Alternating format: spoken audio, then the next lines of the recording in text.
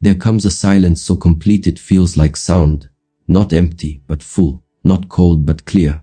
A silence that doesn't demand your attention, it earns it. We live in a world that teaches you to reach, to consume, to touch, to chase the next thrill. But it rarely teaches you how to pause, to listen, to feel yourself underneath the noise. What if the stillness you've been avoiding is the very place where your real strength lives? What if you're not meant to be filled, but to remember that you were never empty? Abstinence, a word loaded with resistance. For some it whispers sacrifice, for others shame. But in truth, abstinence is neither absence nor punishment. It is redirection. It is the practice of returning your energy to yourself. Think of it like this: your attention is currency. Your desire is fuel. Where are you spending it? And more importantly, what are you funding with it? When you choose not to act on every impulse, when you sit with your hunger instead of feeding it, something begins to shift. That shift is not weakness. It is power. Not restriction but remembrance. This is the journey we're about to walk, not towards suppression, but towards sacred refinement.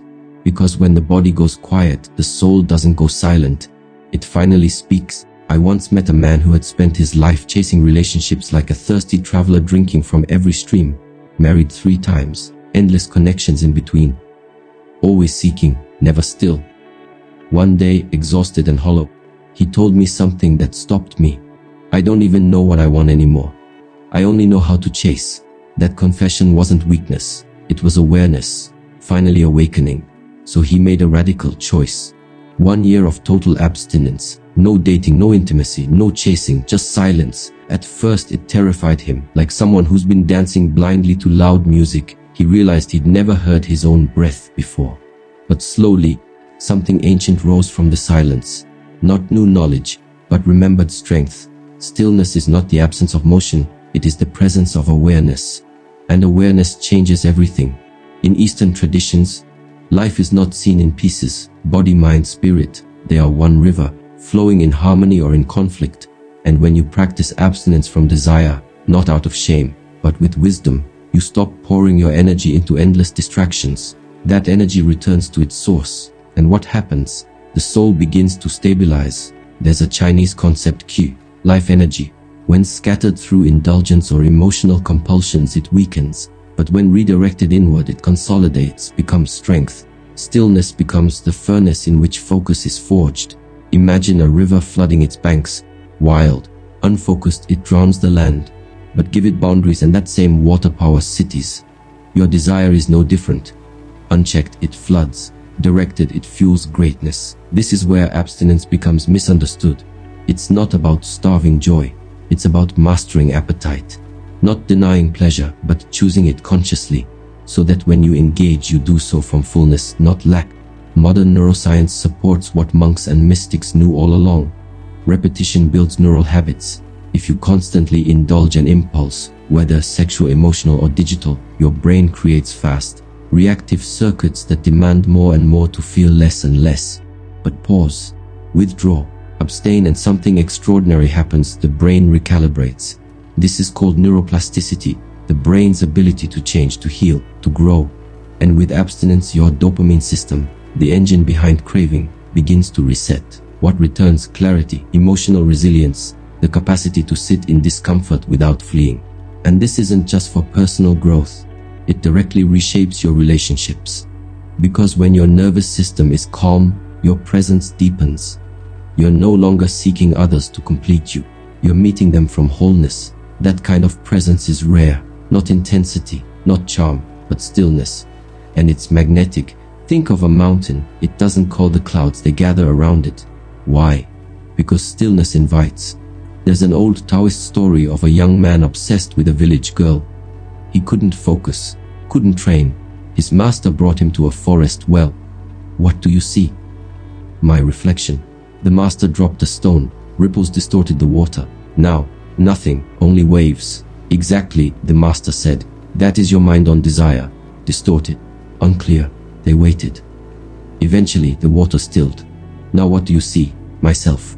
Abstinence is not suppression, the master said. It is clarity. So you can know if it's love or illusion. This is the gift of stillness. It reveals the truth underneath the longing. Without stillness, we don't know what we really want. We only know the noise we've gotten used to.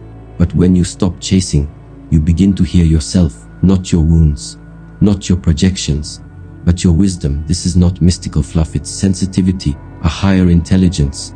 The more still you become, the more you sense what words can't say. When someone's energy doesn't match their words, you feel it. When someone is hiding pain behind a smile, you know. You begin to sense alignment and misalignment like a tuning fork to truth.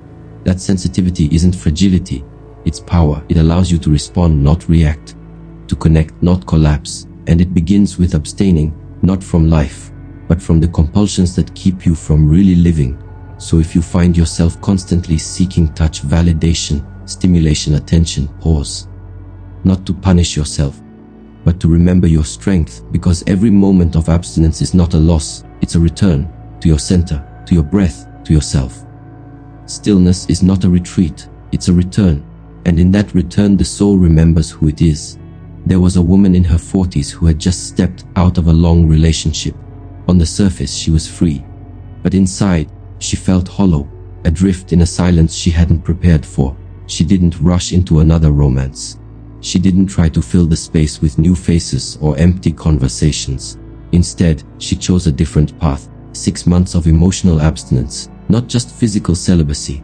Not just not dating, but a full withdrawal from the performance of attachment. No texting past midnight. No Instagram flirtations. No romantic daydreaming as a distraction from solitude. She started journaling, taking long walks. No headphones, no scroll.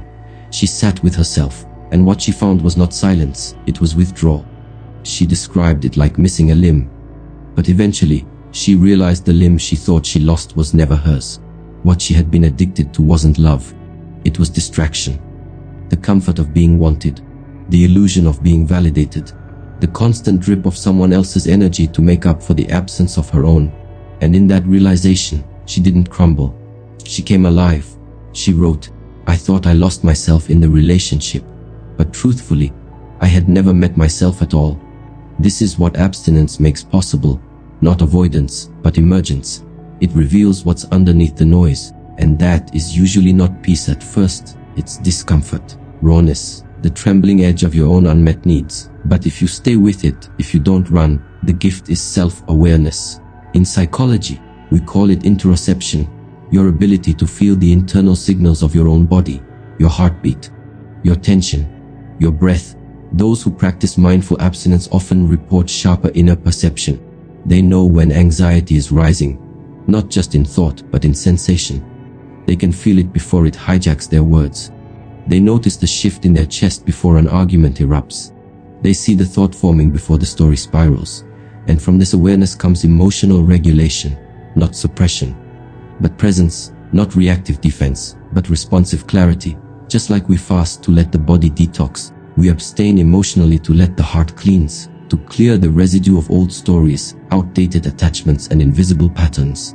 This isn't empty time, it's sacred space. In Eastern medicine, the kidneys are seen as the wellspring of life force. Jing, your foundational essence. Excessive emotional or sexual indulgence, especially without grounding, is believed to drain that energy. But through intentional abstinence, the kidneys are replenished. You don't just become calm, you rebuild your will. And with that will comes clarity. Clarity not just about who is right for you, but about what you stand for, what you seek, what you offer. So how does this look in everyday life? It looks like catching yourself before reaching for someone just to feel worthy. It looks like not responding to every late night message out of fear of being forgotten. It looks like not chasing validation through shallow chemistry or small talk that drains you. It looks like breathing when your heart says, "Please, just text them once," and replying instead with stillness. Abstinence, used with awareness, doesn't just protect your energy. It reveals the holes where energy used to leak. It shows you the cravings you used to confuse with connection. It reveals the patterns you kept mistaking for destiny. And this shift, this energetic return, transforms relationships. You stop showing up as a beggar asking to be seen. You show up as someone who has already seen themselves. And that changes everything, because when you are no longer outsourcing your peace to another person's approval, you finally become capable of love, not dependency, not fantasy, not distraction, love. This is where abstinence becomes liberation. It teaches you that your worth was never tied to how often you're wanted, that your value isn't measured by the number of people who reach for you, but by the depth of your own presence when you no longer need to be reached for. There's a shift that happens deep in the body when you finally stop trying to prove yourself lovable. You relax, you return to your own rhythm, and from that calm you begin to sense something profound. You don't need to be needed to be valuable. You don't need to chase to be chosen. You don't need to seduce to be safe. You don't even need to perform healing to be worthy of peace. You simply are. When the body is still, the soul whispers, "You are whole. You have always been." From this stillness, you learn to love without collapsing. You learn to offer without losing. You learn to connect without grasping. This is not called detachment. It is sacred discernment. Because when you no longer leak energy to every impulse, you begin to radiate integrity. You become a clear signal, a calm frequency, and others feel it, even if they can't name it. And this new way of being, it's not something you fake, it's something you build. Day by day, breath by breath, the longer you pause, the clearer the mirror becomes. And when that mirror clears, you no longer see through the eyes of need. You see with the eyes of truth. You stop asking, "Do they love me?" and start asking, "Do I feel at peace in their presence?" You stop wondering if you're enough and start realizing you've always been too much for the wrong patterns. This is what abstinence teaches, not denial, discernment. And discernment is the beginning of all wisdom. Presence is often mistaken for proximity, but closeness is not connection. Touch is not safety. Conversation is not intimacy. True presence is something else entirely.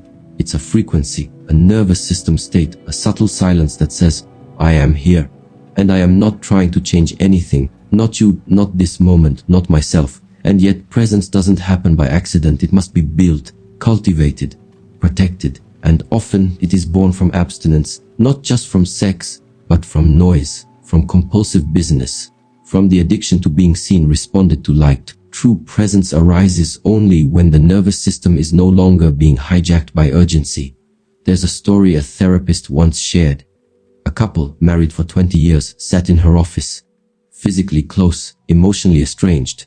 The wife said, "He's never really with me. Even when he's home, I feel alone." The husband protested, "I come home. I ask about your day. What else do you want?" The therapist paused, then said, "For 5 minutes, say nothing. Don't fix. Don't perform. Just face each other. Be present." At first they were stiff, silent, awkward. But as the silence deepened, something shifted. The man's breath slowed. His shoulders dropped. The wife's eyes welled with tears. "This," she whispered, "this is what I've been missing. Not your words. You." That 5-minute silence did what 20 years of routine could not. It offered presence. Because presence touches the nervous system. And the nervous system doesn't lie. Underneath every relationship is an unconscious question your body asks. Is it safe to open? This question is not answered with logic. It's answered with breath, with posture, with tone. The science of this is called neuroception, the body's ability to detect safety or threat without conscious awareness. You walk into a room, you meet someone's eyes. Before you think, you already know whether to soften or to brace. When you're present, your breath deepens, your shoulders relax, your gaze steadies. And in this state, your parasympathetic nervous system activates, the rest and digest system. It tells your entire being you are safe now. This isn't just for your benefit. Others feel it too. Your presence regulates the room. In relationships, this is everything. Because no matter how sincere your words, if your body is anxious, fidgeting, or distracted, your partner feels it. Not consciously, but viscerally. And if your energy doesn't say safe, they won't open, not fully. This is why emotional safety is physiological, not poetic. It's not about the right script. It's about the right nervous system state. And how do you get there? Abstinence. Specifically, abstinence from compulsive emotional engagement.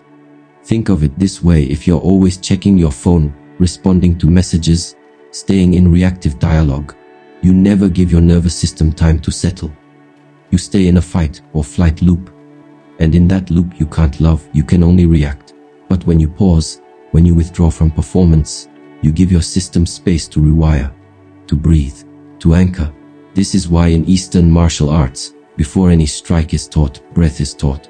Because breath is the bridge between the conscious and the unconscious. When the breath is shallow, the mind is chaotic. When the breath is deep, the body is home. So the next time you're triggered, tempted, tense, pause. Take one full breath, not a performative inhale. A real belly-deep nervous system resetting breath, and then ask, am I about to speak, to connect, or to control? That one breath.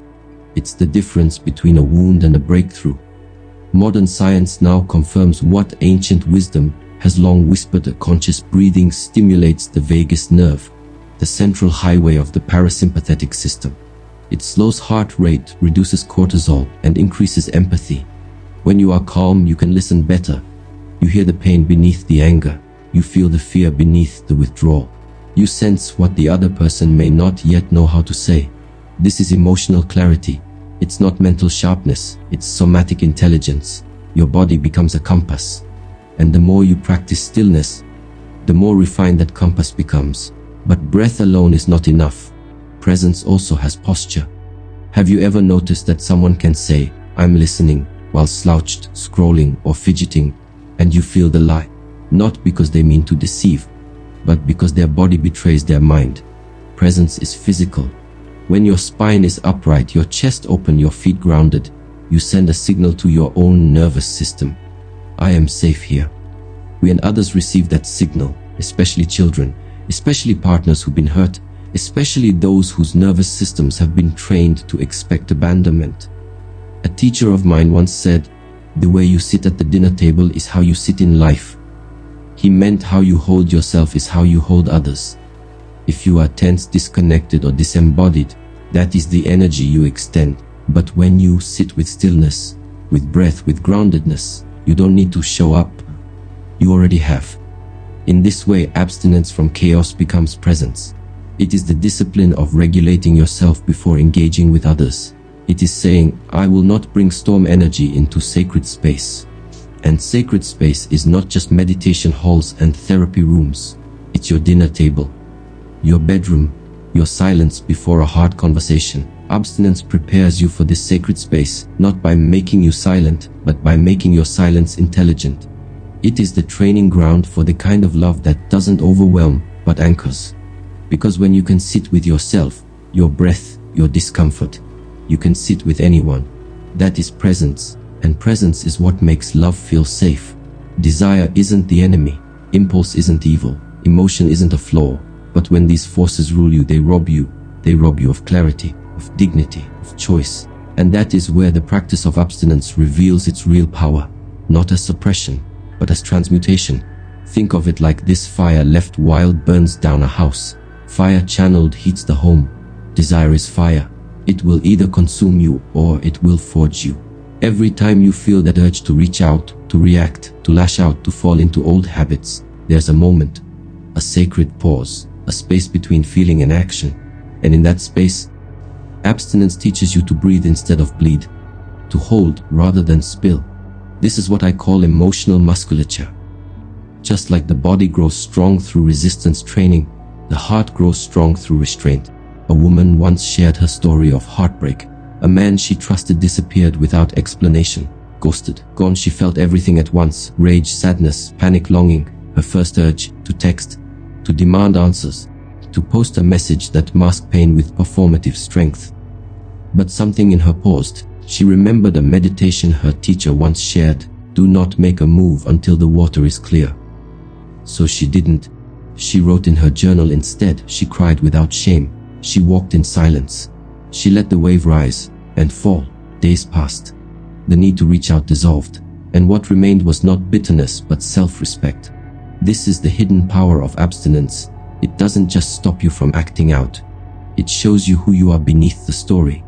Not a victim, not a prisoner of someone else's behavior, but someone who can choose their response with integrity. In psychology, this is known as inhibitory control, the brain's ability to resist immediate impulses in favor of long-term clarity. Every time you choose to sit with an emotion rather than obey it, you are strengthening the prefrontal cortex, the seat of discernment, foresight, and wisdom. It's not suppression. It's sovereignty. Because emotional freedom isn't the ability to act on every feeling. That's just compulsion dressed up as honesty. Emotional freedom is the ability to feel fully and not be enslaved by it. And this matters most in relationships.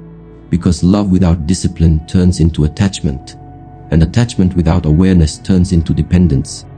If you've ever felt the need to make someone text you back just to feel valuable, if you've ever changed your boundaries just to keep someone close, if you've ever exploded in anger because silence felt like abandonment, you've met the edge where desire overrides power and abstinence sharpens that edge into wisdom. It trains you to see the story before you act it out. It trains you to sit in the storm and wait until the wind clears and the truth is visible again. There's an old Zen teaching: when the fire rises, do not throw it, let it burn within, let it warm your clarity. Then speak from the embers, not the flames. This is not poetic metaphor, it is alchemical instruction. You are not meant to silence your rage, you are meant to refine it. You are not meant to erase your longing, you are meant to listen to what it reveals. That's the secret. Abstinence doesn't deny the energy. It concentrates it, it stores it, it transforms it. Imagine you had a vessel and every time desired, instead of spilling it outward, you poured it inward, not into repression, but into creativity, stillness, training, purpose. Eventually, that vessel overflows, not with chaos, but with intensity you can control. That's power, and it's rare. Most people leak their energy through arguments, addictions, and attention seeking. But the few who learn to hold it, they radiate something different.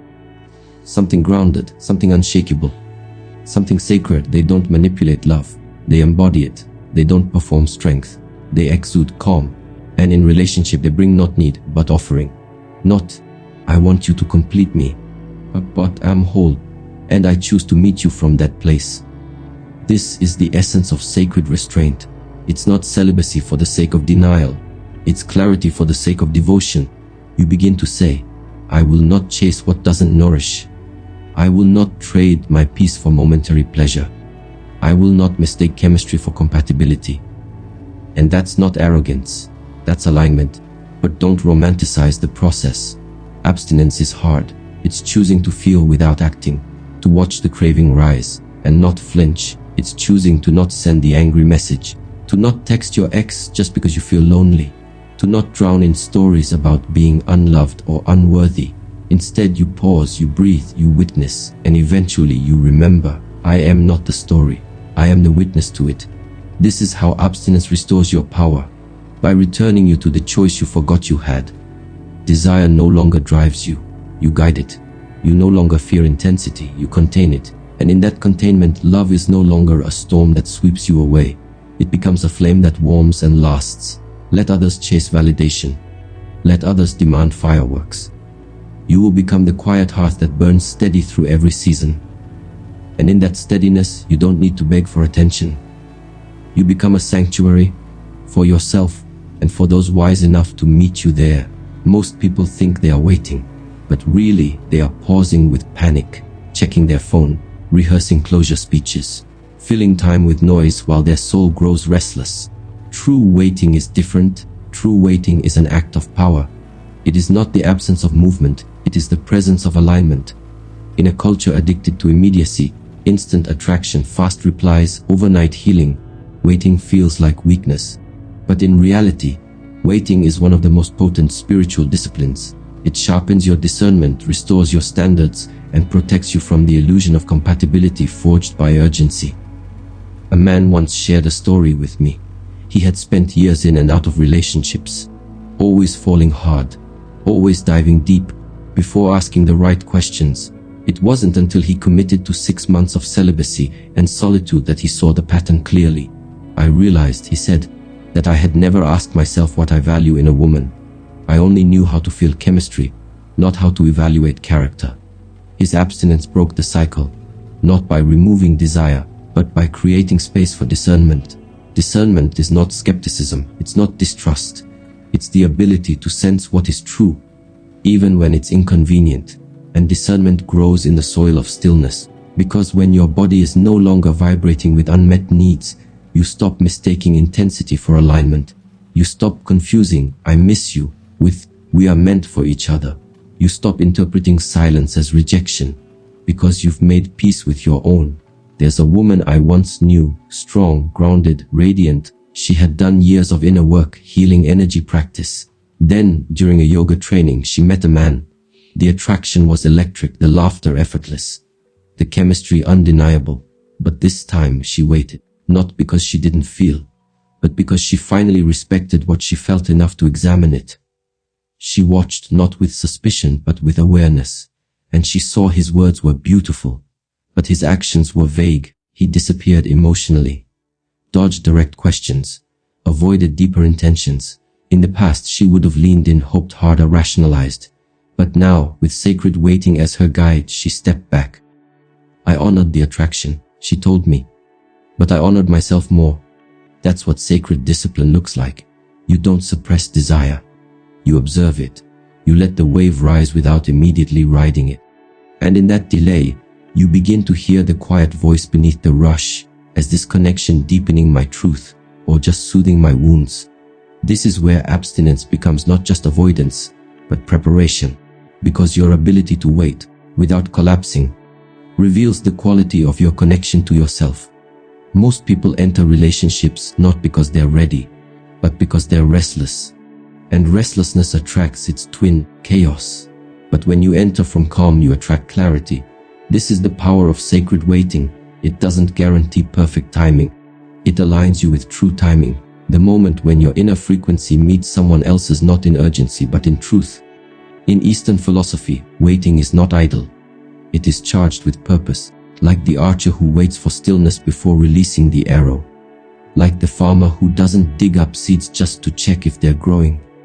To wait is to trust yourself, the process, and the unseen unfolding. But there's more. Waiting not only filters who is right for you, it refines who you are for them. Because in the silence of abstinence, your emotional receptors begin to detox. Just like after fasting from sugar, even a piece of fruit tastes divine. After abstaining from emotional junk, even a genuine conversation feels sacred. You begin to realize you don't need constant messaging to feel desired. You don't need someone's presence to validate your worth. You don't need to rush into connection to prove you're lovable. You can wait. And in waiting, you become magnetic. Why?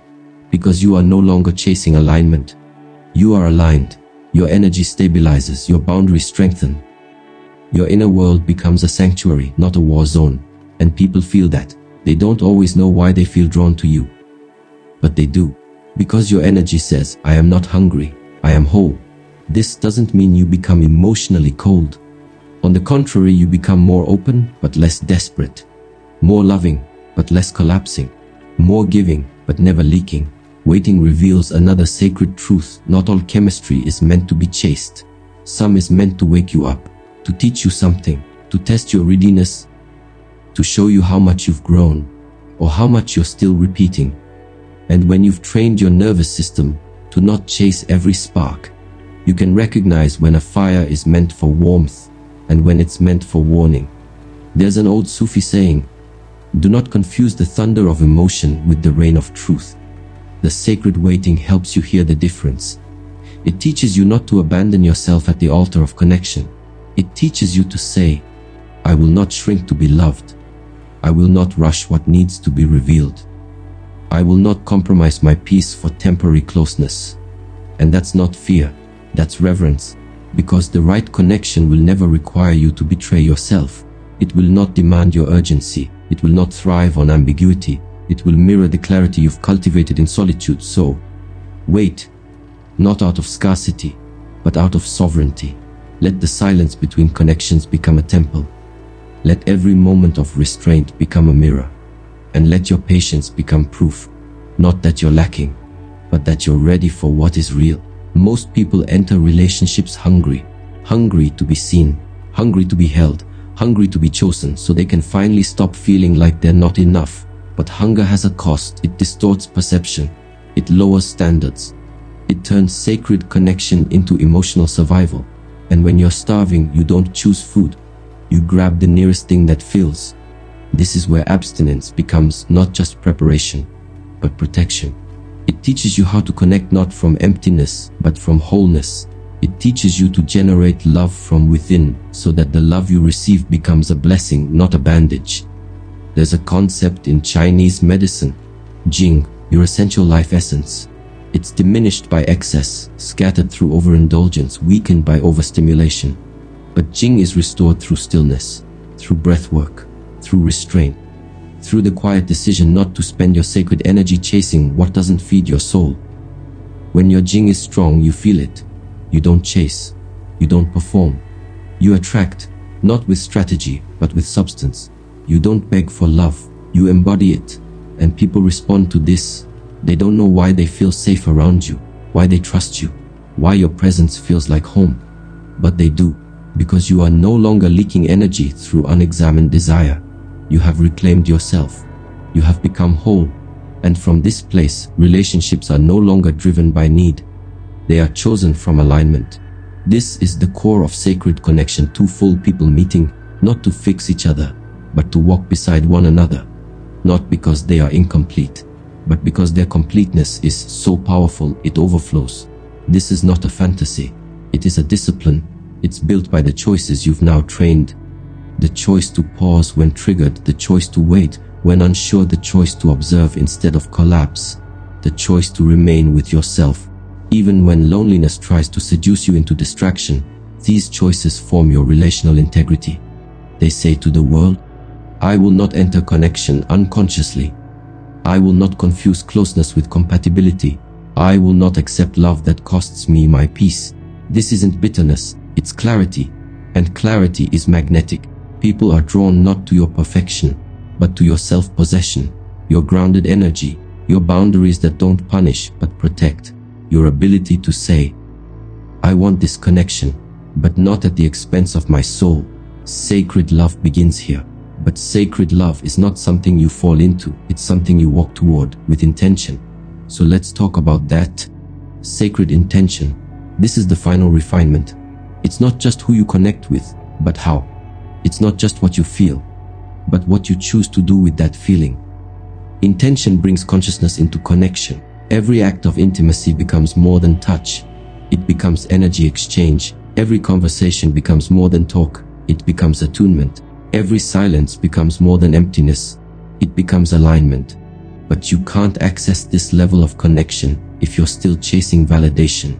If your nervous system is still searching for safety in other people's behavior.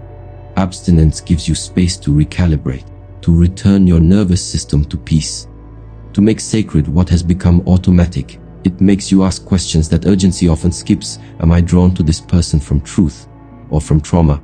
Do they reflect my values or just soothe my wounds? Is this intimacy deepening my self-connection or just distracting me from it? Sacred intention isn't about control, it's about direction. Where is this connection leading us? Is it making me more of who I am or less? And sometimes the answer isn't what you hoped, but when you're grounded in wholeness, you don't abandon yourself just to preserve a feeling. You honor the connection and still walk away when it costs too much. There's a Zen story of a monk who was asked how he approaches every encounter. I bring 3 things, he said. Attention, to truly see. Respect, to honor the other's humanity. Emptiness, to not let my past cloud this moment. What would your relationships feel like if you entered them that way? Not as a seeker, not as a performer, but as a witness and offering a soul without a script. This is what abstinence prepares you for. It's not the rejection of love, it's the refinement of it. It's not withholding affection. It's cultivating depth before giving it. It's not a punishment, it's a preparation for something real. When you've cleared out the residue of past lovers, past versions of yourself, past insecurities and compulsions, you make room, and into that room, intention flows like a river. It becomes the language of your love, and from that language you say, I do not need to be saved. I am not here to fill a role.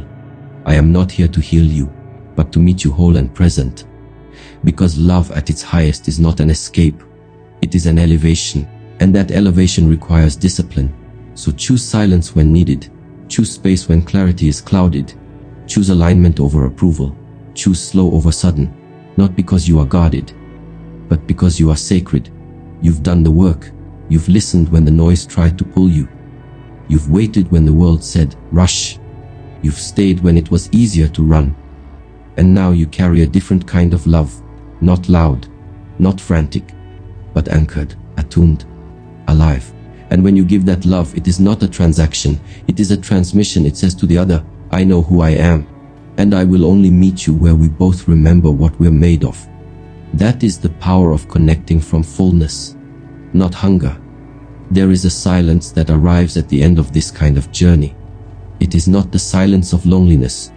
It is the silence of remembrance. You begin to remember who you were before the world taught you to chase. Before you tied your worth to how wanted you were. Before you confused being seen with being safe. Abstinence was never about rejection. It was about returning. Returning to stillness, not as escape but as preparation. Returning to breath, not as regulation but as reconnection. Returning to love, not as hunger but as offering. And in this return, something ancient awakens. The wisdom of restraint, the dignity of emotional clarity. The knowing that presence is more magnetic than performance, and peace more intimate than passion. Because now you no longer ask, do they want me? You ask, do I feel like myself when I'm with them? And that question changes everything. The body has quieted. The nervous system has softened. The soul finally has room to speak. And what it says is simple: you are already whole. From that wholeness, you will love differently. You will listen without losing yourself. You will wait without collapsing. You will walk away without bitterness. You will enter without need, and stay only when truth stays with you. So here is the challenge: start today.